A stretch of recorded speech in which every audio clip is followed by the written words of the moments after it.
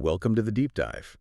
Today we're digging into something maybe less glamorous than temples, but arguably way more important for Mesopotamia. Absolutely. We're talking about water, irrigation specifically. Exactly. Mhm. How do they build the world's first civilization in this really arid land? I mean, less than 200 millimeters of rain a year, and those rivers, the Tigris and Euphrates, they weren't exactly predictable, were they? No, not at all. And that's our focus today, really. We want to unpack, well, three things. First, the technology itself, how it evolved. Okay. Second, what specific big problems did these inventions actually solve? And third, maybe the most surprising part, the huge social and political impact.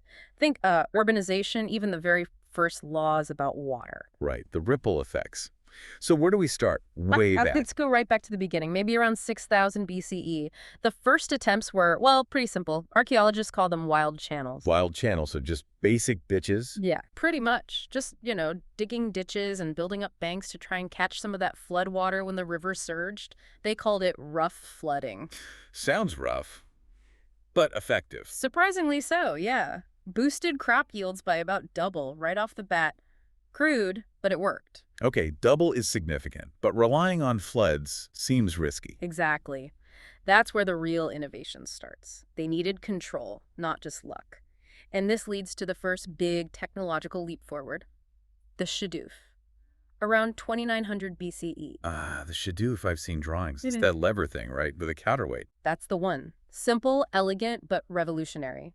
It solved the problem of lifting water just 1 or 2 meters from the river or canal. Doesn't sound like much, 1 or 2 meters. But think about it. Suddenly you could irrigate land that was just slightly higher than the water level. It opened up all these previously unusable terraces, a huge expansion of farmland. Okay, I see. So more land under cultivation. What comes after the shadoof? How do they get more efficient?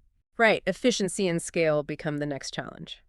Fast forward to the Assyrian Empire, maybe the 8th century BCE.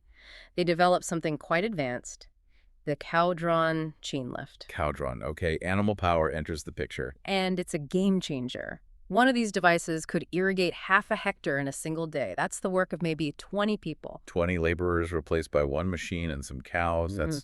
That's a fundamental shift in how you organize work. Totally. And once you have that kind of efficiency and the stability it brings, you start seeing bigger projects, state-level stuff. Like infrastructure? Exactly. King Sennacherib, around 703 BCE near Nineveh, he builds this incredible stone aqueduct. We're talking about carrying water over 50 kilometers. 50 kilometers, wow. Not just for farms, then. No, this was supplying the city, his royal gardens. It's serious civil engineering. Shows real mastery over moving water long distances. Okay, so they've got the tech sorted, from simple lifts to massive aqueducts. What does all this water management do to the society? Well, the first obvious impact is food.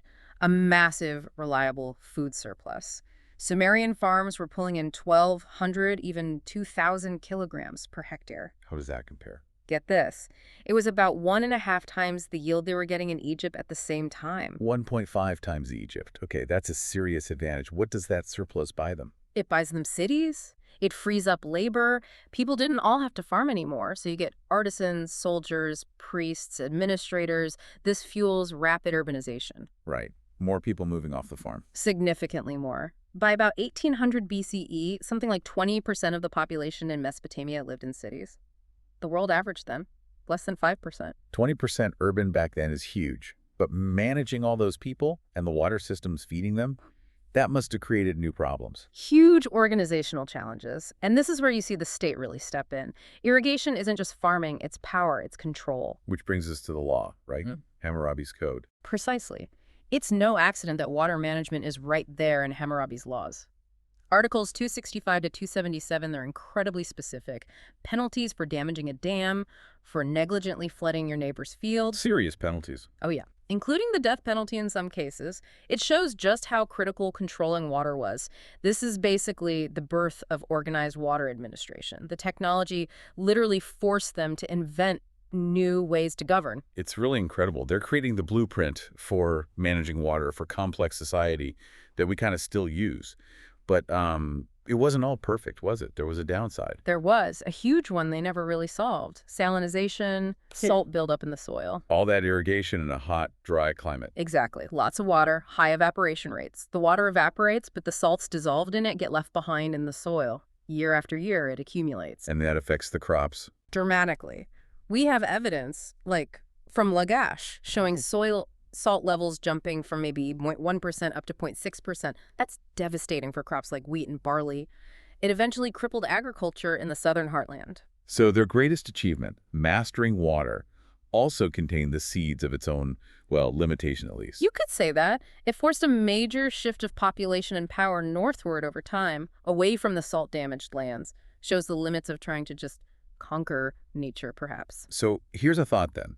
They created these amazing systems, the first real attempts at coexistence with water through institutional design, ideas we still grapple with on global rivers today. Mm. But if they'd figured out how to manage the salt runoff as well as they managed the water supply, could that southern civilization still be thriving? It's a fascinating what if, isn't it? Something for you to think about.